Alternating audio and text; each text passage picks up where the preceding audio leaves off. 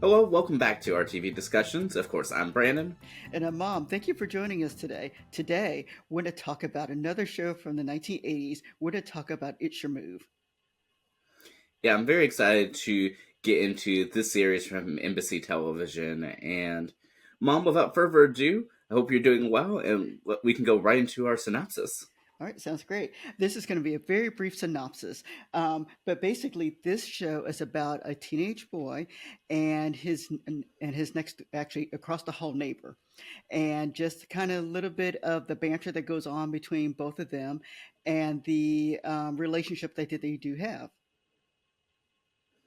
Yeah, I mean, I think that the banner of this is just truly remarkable for the series. And so, for a little bit of background, of course, the series debuted in September of 1986, and but I mean, I personally really enjoy like our viewings of it, and for this first episode in particular, I feel like all pilot episodes have some sort of initiating event, and this is that Norman is the person that moves, across the hall from the main family's apartment, and so it's sort of the banter between the, I guess, main child of the show, Matthew and Norman.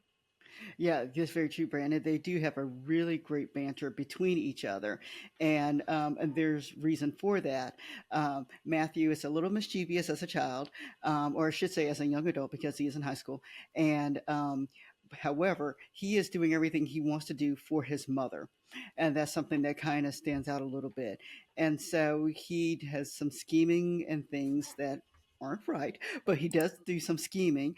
And so they use the apartment across the hall, which is where Norman lives, in order to hide things.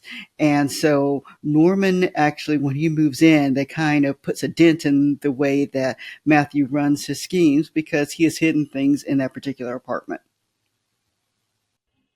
Yeah, and so it's certainly interesting. I mean, to see how it all goes, and yeah, and Matthew, I guess, is really familiar with outsmarting those around him, like his mother, who doesn't really seem to catch any of this, and his sister, who probably just doesn't care, at this point. But he can't outsmart Norman, not No, quite anyway. yeah, no, he sure can't outsmart Norman. His sister, I think his sister is kind of aware of what he's doing. I will say, she's an older sister, but she's also in high school too, and she is a cheerleader at the particular school. But she's kind of aware of what he's doing. She just is kind of looking away just a little bit, but she's very aware, and she also will use it. I think would use it against him if she needs to. The mom has no idea what's going on. Matthew, in order to help his mother, actually, as he earns money from doing these different schemes, he will kind of put money in her purse so that she can find it. But in this first episode, that kind of backfired a little bit. It did backfire. It backfired because in the midst of Norma moving in, Norma took it when he met Matthew's mom. They realized that they liked each other, and they started dating. And so she would use some of the money that she found in order to take Norman out. And not to say that Norman didn't want to pay for the date. They established pretty early that Norman is a writer, but he's not making much money. And so the mother, and her name is Eileen, she offers to pay for some things initially. So yeah, so it's certainly interesting to see that dynamic. And Norman seems a little bit uncomfortable with the thought of Eileen, repeatedly paying for these dates and everything. But he's all right with it as long as we get the date, and as long as he gets to outsmart Matthew in the process. Yep, very, very true, Brandon. And there was a couple other things that we kind of learned. I think during that first episode, we kind of learned that the mom was a widow. Is very They slip it in, but we learned that the mom was a widow, and that she just only has the two children. She has Matthew and Julie, like I said, mentioned, is the older sister. But we also learned that Matthew has a good friend named Eli, who kind of helps with some of the scheming that Matthew does. So that's his kind of ally in helping him do some of his scheming. Yeah, and I believe it's very subtly, also mentions what Eileen does for a living. They do. I cannot remember what she says she does, but they do kind of mention what she does for a living. Yeah, well, I could be wrong. I think she said maybe like something equivalent to a paralegal or like an assistant of it. I just remember her saying something along the lines of she does all this work and someone else gets the credit for it. Yes, she did. She does have that line in which she does say that. Very true, Brandon. And we also learned that I think it's interesting that Eli has a crush on Matthew's sister. I mean, doesn't that always happen for for these types of shows? I feel like that is just something that always seems to happen, but it never quite gets old. Sort of. No, and, well, in this show, it doesn't quite get old, and they, like I said, it's something that they made a point of mentioning in the first episode. Yeah, and even though that throughout the series we've seen a few episodes leading up to this discussion here, and rewatched this one quite a few times, but whereas usually Matthew works solo, sometimes with Eli, is that this one you do see sort of like a group at least at the initial beginning of this episode. Yeah, there's a term paper sale, and I guess that needs a group in order to make this effective. But yes, in this particular first episode, there is a group effort, and I guess there's a way of saying that Matthew is not working alone in everything that he does. He does have Eli, but then we also learn that Eli's not exactly the brightest person out there, and so we also, I guess, you need a group at times. Yeah, and I believe it's this episode too, where it's also revealed that Matthew had actually picked out the mom's initial date that she was going out with prior to Norman moving in. Yeah, apparently Matthew's just been scheming all over the place, and he has set his mother up with a gentleman who was kind of well known, and but that ended up backfiring on them because he ended up getting locked in the apartment next door by mistake. Matthew thought that he had locked Norman up, but in fact he locked his mother's date up. Which I still find, at minimum for you watchers later, I still find just so hilarious. And then it was funny because in viewing of it, I was just like, well, are they going to let him go? Is he still there? And sure enough, by the end of the episode, he's still locked in the apartment. I guess, Yeah, I guess we didn't need him. no, and Matthew says, "Let's just let him rot." So yeah. But yeah, so I mean, I certainly love, like I said, the banter between Matthew and Norman. And what I think is kind of humorous is that, at least by the midway point of this episode, going through at least the episodes that we have seen thus far of the series, Hmm. is that, which is a rather short lived series, only one season of 18 episodes. But what I find amusing, though, is that Norman and Matthew both know and understand that they can't 100% outsmart each other. But in the few moments that they do, they aren't convinced, that, between, what's truth and what's a lie, just because of how much scheming they've really done. That is true. They go back and forth all the time about what really is the truth in this episode and future episodes, but that kind of it goes on like that. But speaking of highlights, though, Mom, what are your thoughts about the theme song for this episode? Well, I do like the theme song, and it's a theme song that I do remember. However, I will say if someone is not familiar with the show, they will not know the theme song. Not like Gilligan's Island or anything like that, but but I will say they do for the first episode. There are a lot of scenes in the theme song, which is what I really like when when theme songs have a lot of the action that they kind of show that have been pre-taped. The I will say just for people who watch future episodes, most people are familiar with the checkerboard that's on the theme song, and that happens after the second episode.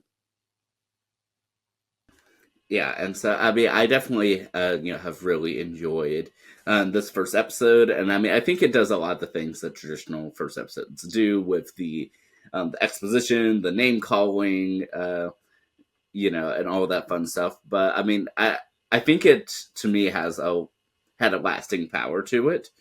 And so, Mom, would you watch the show again? I would watch the show again, and I think it's making a little resurgence on online. So yes, I would watch the show again. I enjoyed watching the future episodes that we've seen. Like you kind of mentioned, we watched maybe 5 or 6 episodes to start off with, and so yes, I would continue watching the show. Yeah, and I'm certainly continue watching as well. I'm excited to hopefully complete the 18 episode series arc, by the summer. But I'm definitely very excited. And I know we have quite a few, well, a little bit of some Tansson TV connections here. Yes, we do. Brandon, do you want to tell the audience about some of our connections? Yeah, so in this case, most of them actually revolve around the main star, Jason Bateman, and so for him, we had just seen him in the show Silver Spoons in the first episode, which was our first ever TV talk. Yeah, it was.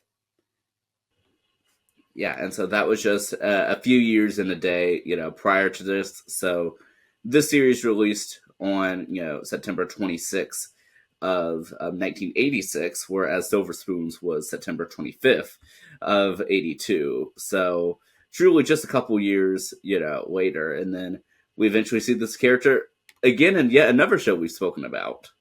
Yes. Yeah, we did. In Valerie or the Hogan family. Yes, we watched Jason Bateman in that particular show also.